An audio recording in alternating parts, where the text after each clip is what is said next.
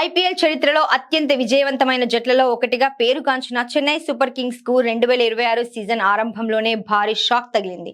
అనుభవజ్ఞులైన సీనియర్లు, యువ ఆటగాళ్లతో ఎప్పుడు సమతూకంగా ఉండే చెన్నైకి ఈసారి తమ ఆస్థాన కెప్టెన్ మహేంద్ర సింగ్ ధోని గైర్హాజరీ పెద్ద లోటుగా మారింది. గాయం కారణంగా ధోని కోలుకుంటుండడంతో ఆయన లేని లోటు రాజస్థాన్ రాయల్స్ మ్యాచ్ లో స్పష్టంగా కనిపించింది. రాజస్థాన్ రాయల్స్ తో జరిగిన మొదటి మ్యాచ్ లో చెన్నై జట్టు 8 వికెట్ల తేడాతో ఘోరంగా ఓడింది.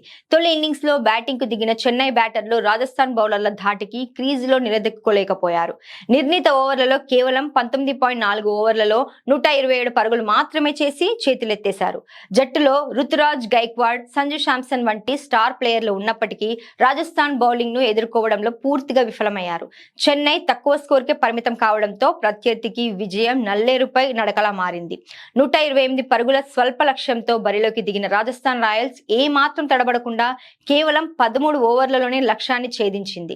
ముఖ్యంగా యువ ఆటగాళ్లు యశస్వి జైస్వాల్, వైభవ్ సూర్యవంశీ అద్భుతమైన ఫామ్ తో చెన్నై బౌలర్లపై విరుచుకుపడ్డారు. ఈ పరాజయం చెన్నై సూపర్ కింగ్స్ ఐపీఎల్ చరిత్రలోనే అత్యంత భారీ ఓటములలో ఒకటిగా నిలిచింది. మిగిలిన బంతుల పరంగా చూస్తే గతేడాది కేకేఆర్ చేతిలో ఎదురైన ఓటమి తర్వాత ఇది రెండో అతిపెద్ద ఓటమి కావడం గమనార్హం.